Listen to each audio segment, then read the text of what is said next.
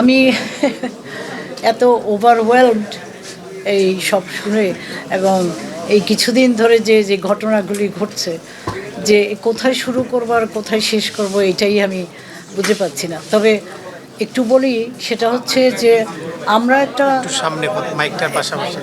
আরও সামনে ঠিক আছে, ঠিক আছে, এখন ঠিক আছে। মাইকটা মানে না, এটাতে আচ্ছা ঠিক আছে, শোনা যাচ্ছে? বলো না। তো কোথায় ছিলাম? আচ্ছা, তো আমরা একটা অত্যন্ত গুরুত্বপূর্ণ, অত্যন্ত একটা ঐতিহাসিক সময়ে আছি, যেখানে সম্ভাবনা অনেক এবং আবার তলিয়ে যাওয়ার সম্ভাবনাও আছে। মানে ক্রস রোড আর কি, যেটাকে বলে ক্রান্তি লগ্ন। এবং এই সময়টায় 2/3 মেজরিটি নিয়ে একজন দল পাওয়ারে ক্ষমতায় আসছে, এটা আরও দুর্ভাগ্য। মানে মরার উপরে খাড়ার ঘা। তার কারণ হচ্ছে আমাদের মতো দেশে বা যে কোনো দেশে আমি বলবো 2/3 মেজরিটি নিয়ে এত ক্ষমতা নিয়ে একটা দল এসে না নিজের দলকে ঠিক রাখতে পারে, না দেশকে শাসন কথা করতে শুনেন, পারে। আপনারা একটু চুপ করেন প্লিজ, কথা শুনেন। তো এখন আমাদের দুর্ভাগ্য হচ্ছে আমরা একটা ঐতিহাসিক সময়ে, যে সময়ে আমরা একটা নতুন বাংলাদেশ গড়ার সুযোগ পেয়েছি, এবং এইটা পেয়েছি মূলত আমি বলবো আমাদের এই নতুন প্রজন্মের জন্য, এবং তাদের কাছে আমি অত্যন্ত কৃতজ্ঞ। এবং এই তাদের সামনে বসে আমার দিলার আপা জিজ্ঞাসা করছিলেন, তুমি কি আশাবাদী? আমি বললাম আমি আশাবাদী। কেন আশাবাদী? কারণ তোমরা আছো, সেই জন্য আশাবাদী। তোমরা ভবিষ্যৎ, তোমরা আমাদের ভবিষ্যৎ, এবং তোমরা আমাদেরকে দেখিয়েছো যে পরিবর্তন করা যায়, এবং আমরা আশা করছি তোমরাই পরিবর্তন করবে। তোমাদের উপরে আশা আছে বলেই আমার আশা আছে। সেজন্য আমি বাকি কথাগুলি বলছি। সেটা হচ্ছে যে একটা রিপাবলিককে বাঁচিয়ে রাখতে গেলে জনগণ এবং সবার সক্রিয় ভূমিকা থাকতে হয়। কোনো কোনো সময় একটা সাংঘাতিক আন্দোলন করতে হয়, কোনো সময় বিপ্লব করতে হয়, যখন যেটা লাগে সেটা করতে হয়, কিন্তু জনগণকেই করতে হয়, এবং জনগণকে তার জন্য ওয়াকিবহাল করতে হয়, মোটিভেট করতে হয়, এবং তাদেরকে সোচ্চার করতে হয়, সংগঠিত করতে হয়। এবং এই কাজগুলি হচ্ছে তোমরা করবে, এবং এই কাজগুলি সবচেয়ে জটিল কাজ, সবচেয়ে কঠিন কাজ, সবচেয়ে গুরুতর কাজ, সবচেয়ে গোড়ার কাজ। এবং এইগুলিকে যদি এখন এই মুহূর্তে অবহেলা করা হয়, বা কোনো রকমভাবে এটাকে কোনো রকম মানে বেনিফিট অফ দি ডাউট দিয়ে কোনো রকম করা যায়, আমাদের এখন আমরা যেই সময়ে আছি আমরা এখান থেকে বেরোতে পারবো না। কেন বেরোতে পারবো না? তার কারণ হচ্ছে আমরা কিন্তু একটা দেশের একটা গণতন্ত্রের কিভাবে কার্যকর করা যাবে সে কথা বলছি না। আমরা কিন্তু তাকে কিভাবে এফিশিয়েন্ট করা যাবে, কিভাবে দেশকে উন্নতির পথে নেওয়া যাবে সেসব কথা বলছি না। আমরা কি বলছি? আমরা বলছি চুরি, ডাকাতি, গুম, খুন। আমরা বলছি এগুলির রাস্তাগুলিকে আবার খুলে দেওয়া হচ্ছে। আমরা বলছি কি অসাধারণ কথাবার্তা, এই একটা অসম্ভব একটা সম্ভাবনাময়ী একটা সময়ের মধ্যে আমি তো অমানবতা দেখছি সব জায়গায়। আমি দেখছি যারা এইসব করছে তারা তো অ্যাকচুয়ালি তাদের মধ্যে মানবতা নেই। বাত ব্যথা, প্যারালাইসিস কিংবা আর্থ্রাইটিস, আধুনিক ফিজিওথেরাপি ও পুনর্বাসন চিকিৎসায় নির্ভরযোগ্য নাম ডিপিআরসি। কারণ এই কিছু সংকীর্ণতা, কিছু শর্ট সাইটেডনেস, সেলফ সেন্টার্ডনেসের জন্য আমরা হারিয়ে ফেলেছি আমাদের একটা সুযোগ।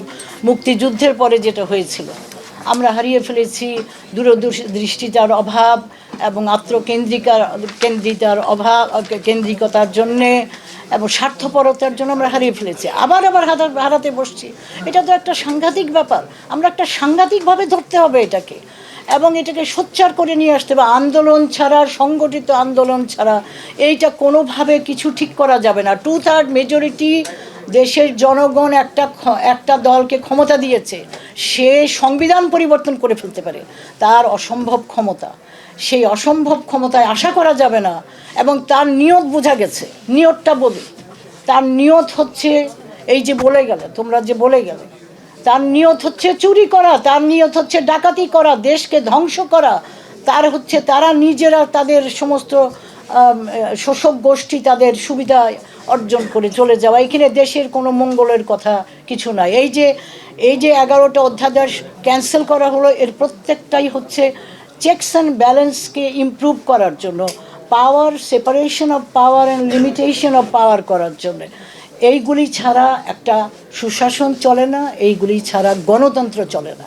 গণতন্ত্রকে কখনো টেকসই করা যায় না। সেপারেশন মানে ক্ষমতার পৃথকীকরণ এবং ক্ষমতার সীমিতকরণ, এটা হচ্ছে মুদ্রা কথা। এবং এই একজন আরেকজনকে যে চেকস অ্যান্ড ব্যালেন্স দেবে, সেই জন্যে এই সেপারেশনটা করা হয়। সেপারেশনটা করে যদি বিচার বিভাগের যে সুপ্রিম কোর্ট সচিবালয় অধ্যাদেশ বাতিল করে দেয়, তাইলে একটা বিচারক যেই কাগজে রায় লিখবে, সেই রায়ের কাগজটার জন্য নির্বাহী বিভাগের কাছে ধর্ণা দিতে হবে। তাহলে তার স্বাধীনতা কোথায়? সে কিভাবে নির্বাহী বিভাগকে চেক দিবে? সে কিভাবে লেজিসলেচারকে চেক দেবে? তার স্বাধীনতা হচ্ছে সবচেয়ে আগে। বিচার বিভাগ হচ্ছে একটা সমাজের মেরুদণ্ড, এবং তাকে স্বাধীন করা নিয়ে আমরা কথাবার্তা বলছি কেন, আমি তাও তো বুঝতে পারছি না। এটাতে অনেক আগেই সমাধান হওয়া উচিত। সব বিবেক বিবেচনার ফলই হওয়া উচিত তাদের স্বাধীনতা। হয়তো কম স্বাধীনতা থাকবে, বেশি স্বাধীনতা। এখানে স্বাধীনতাই নাই, তো তুমি বিচার কি করবে? বিচার নেই।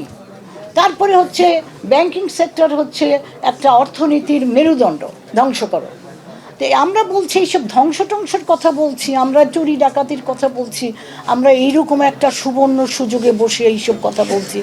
আমার হতাশার কোনো সীমা নেই, কিন্তু তার মধ্যে আশা হচ্ছে তোমরা, আশা হচ্ছে নতুন প্রজন্ম, আশা হচ্ছে সোচ্চার রাখতে হবে, কথা বলে যেতে হবে। সমস্ত বিবেক সম্পন্ন নীতিবান লোক, তাদেরকে এই জিনিসটা ধরে রাখতে হবে, এবং এখন গড়িমসি করা যাবে না। আমি একটা কথা বলি, আমি কোরআন যেহেতু খুব স্টাডি করি, কোরআনের 2টা আয়াত সাংঘাতিকভাবে ওয়ার্নিং দিয়েছে মানব জাতিকে।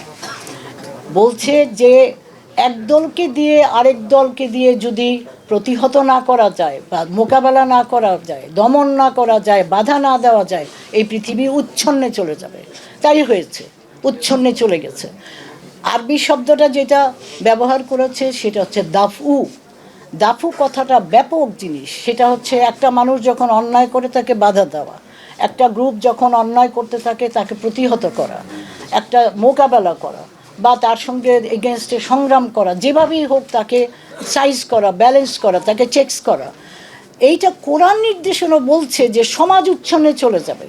মানুষ যেহেতু স্রষ্টার প্রতিনিধি এই পৃথিবীতে, এটা কোরআনের ডেফিনিশন, সেই জন্য কোরআন দিচ্ছে এই দায়িত্ব মানুষকে, যে তারা এই সংগ্রাম করবে, তারা এই চেকস অ্যান্ড ব্যালেন্স আনবে, এবং এইগুলি রক্ষা করতে তোমরা সক্রিয় থাকবে। এর মধ্যে এখন হচ্ছে সাংঘাতিক সময়, এবং এই কথা বলে আমি রাখবো, বলার অনেক কিছু আছে, কিন্তু আমি এই কথা বলে রাখবো যে তোমরা শয়নে স্বপনে 24 ঘন্টা এই কথা চিন্তা করবে।